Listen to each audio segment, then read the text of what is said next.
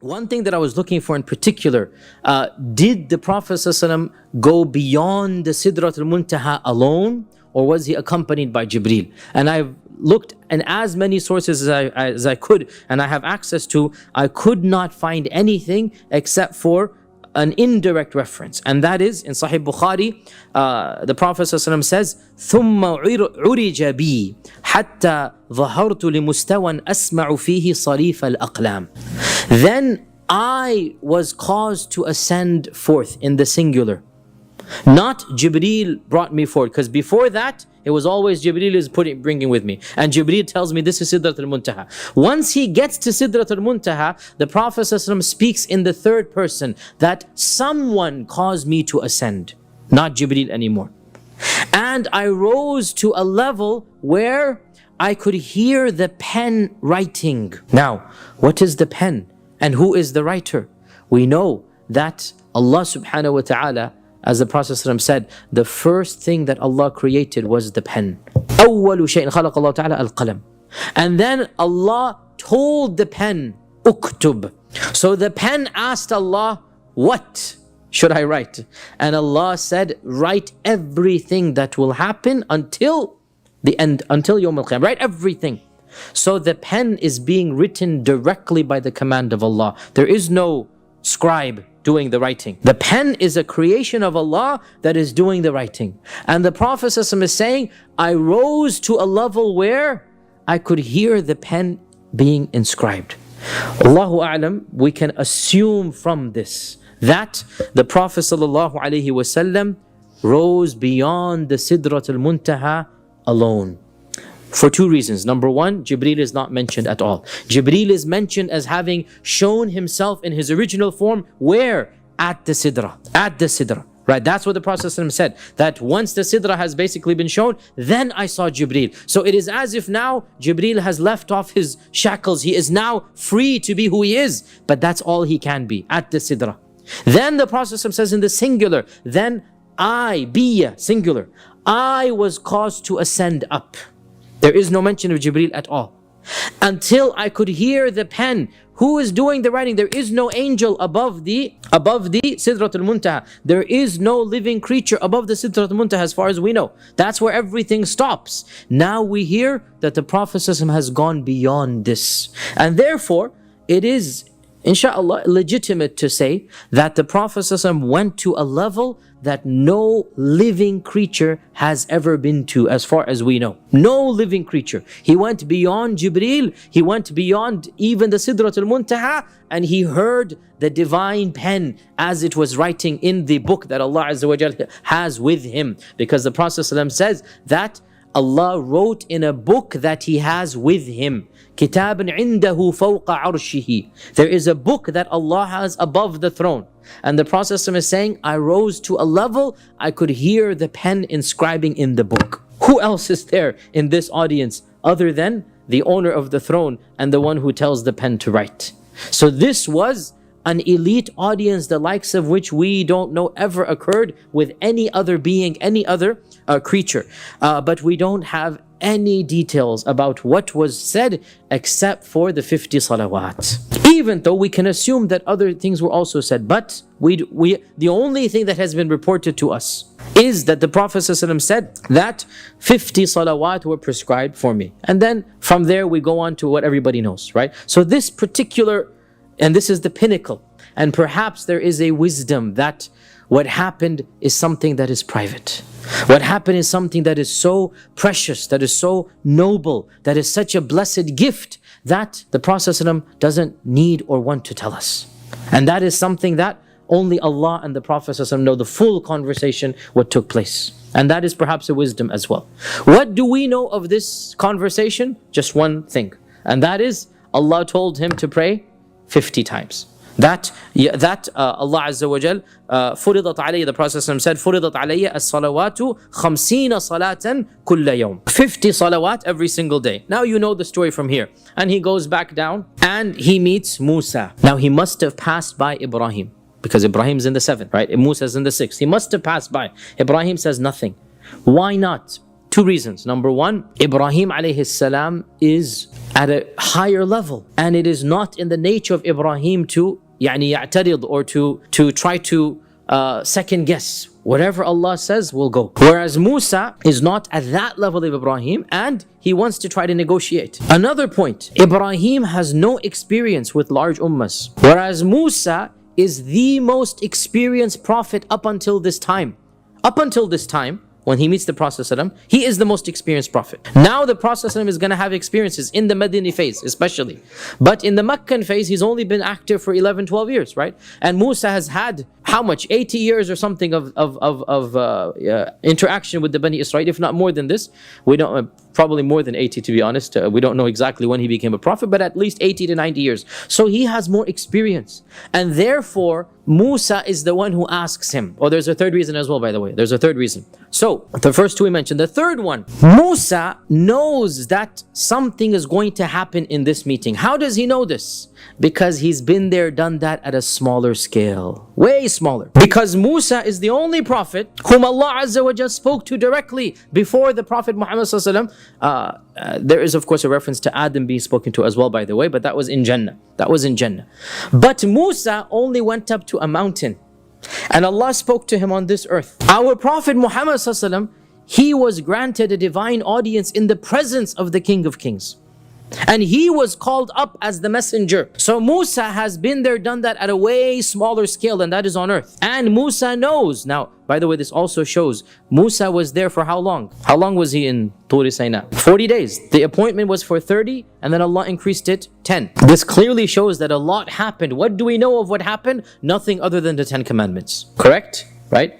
Nothing other than the 10 commandments. That's what Musa tells his people and what we know. Similarly, the Prophet ﷺ must have been there for a time frame.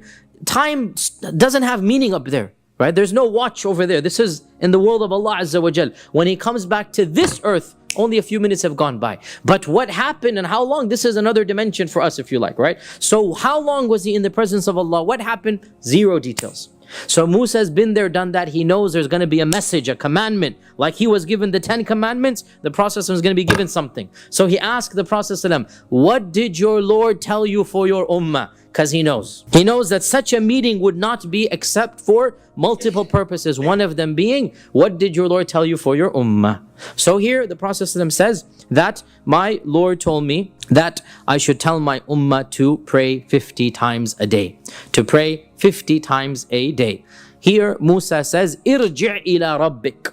Go back to your Lord. Wasalhu at-takhfif. And tell him to lower this because I have more experience than you with the Bani Israel, and your ummah will not be able to do 50 times a day. So this is a detail that many people don't know. It's in Musnad Imam Ahmad. The Prophet ﷺ looked at Jibreel wanting to get his opinion. كَأَنَّهُ يَسْتَشِيرُهُ, the riwayah says, as if he's getting his opinion. And Jibreel nodded to him, yes, do that.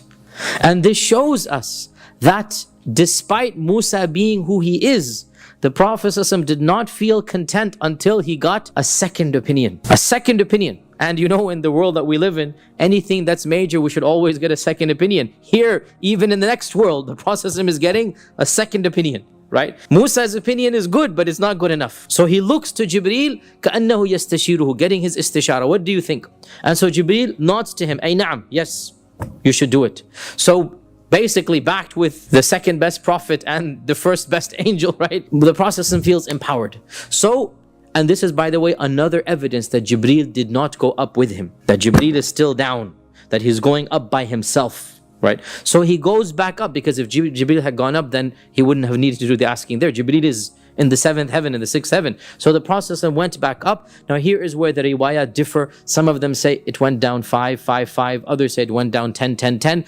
There is no way to resolve this. They're all authentic. But really the point is the same. And that is multiple times back and forth, back and forth. If 5 times, or was it 9 times, but it went back and forth. We don't know exactly how many because the riwayah differ, but it was clearly at least 5 times. At least 5 times he's going back and forth, and every time Musa is telling him the same thing, that go back to your Lord and ask him to lower it, because I have tested the children of Israel and they will not be able to do this. Your ummah will not be able to do this. Until finally when he came back down with 5, this was when Musa said it one more time, and the Prophet ﷺ said, I have gone back and forth hatta stahyaytu, until I am embarrassed now. How much am I going to do? How much am I going to go back? وَلَكِنْ أَرْضَى وَأُسَلِّمْ, but I am content and happy. So when he said this, nada munadin, a voice called out, and this is the voice of Allah subhanahu wa ta'ala, أَمْضَيْتُ فَرِيضَتِي وَخَفَّفْتُ عَنْ عِبَادِي, my faridah has been established and I have made things easier for my servants. It is 5, but it shall be rewarded with 50. It is 5, but it shall be rewarded with 50. What this means is that Allah subhanahu wa ta'ala, somebody, astaghfirullah, with weak iman will say, why didn't the Prophet go back, get it down more? Right? The response is, firstly, be careful of your adab with the Prophet, if anybody's thinking this. Secondly, Allah had already decreed it would be 5. And the Prophet, Allah basically gave him that ilham to know when to stop. That Allah had already decreed it would be 5. And that's why when the Prophet said, I'm embarrassed to go anymore, the voice came out. And the 2 people hearing it are the 2 people who've already had an audience with Allah, Musa and the Prophet, right? The 2 people hearing this have already had experience with Allah. So Allah is speaking to them because He's already spoken to them. And what does Allah say? This is my faridah, and it will pass. And I have already basically made it easy for my servants. And it is 5, but it shall be rewarded with 50. It is 5, but it should be rewarded with 50. Now, over here, again, so much can be derived over here. So much can be derived. But of the things that we benefit from this, first and foremost, the status of the salah. The status of the salah. That, just like we talked about Surah Al-Baqarah, the last 2 verses being given at this time, in fact, the salah is in fact an even higher level, if you like, than this, because the purpose of the divine audience was to establish the salah. That every single commandment, from the zakah to the hajj to tahajjud to Quran to the jihad, everything, Allah Azza wa Jal sent Jibreel down to the Prophet to command us to do things. But for one commandment, it was so important that the messenger was called to the King of Kings to receive the message directly from the divine. There was only one thing that was so important that our Rasul is told, you need to come up because there's a message that needs to be delivered directly to you. So the messenger is summoned to the presence of the divine. And what is then decreed? The one commandment, only one commandment that we know of, and all the rest come down indirectly through Jibreel, and that is the salah. And if this was the only blessing that we have of salah, it is enough of a blessing. But you can add to this that the Quran is full of the importance of salah. وَأَقِمِ الصَّلَاةَ لِذِكْرِ أَقِمِ الصَّلَاةَ طَرْفَ النَّهَارِ وَزُلَفًا مِنَ النَّيْلِ. Every single prophet is mentioned in the Quran as praying. The Prophet ﷺ says, I passed by the grave of Musa, he was praying. The Prophet ﷺ says, I entered Bayt al-Maqdis, Ibrahim is praying, Musa is praying, Isa is praying. Salah is a standard, every single prophet. And so many verses in the Quran, and there are plenty of khutbahs you can listen to about the blessings of salah. The very first verse in the Quran, that this is هُدَى لِلْمُتَّقِينَ الَّذِينَ يُقِيمُونَ الصَّلَاةَ. From the very beginning, right? Isa in the cradle, as a baby, he says that my Lord has commanded me with salati was zakati ma dumtu hayya. As a baby, he is saying, my Lord has commanded me to do salah and to pay zakah as long as I live. All of this shows salah was important, and it was so important for our ummah that Allah subhanahu wa ta'ala himself invited the Prophet to receive this direct commandment.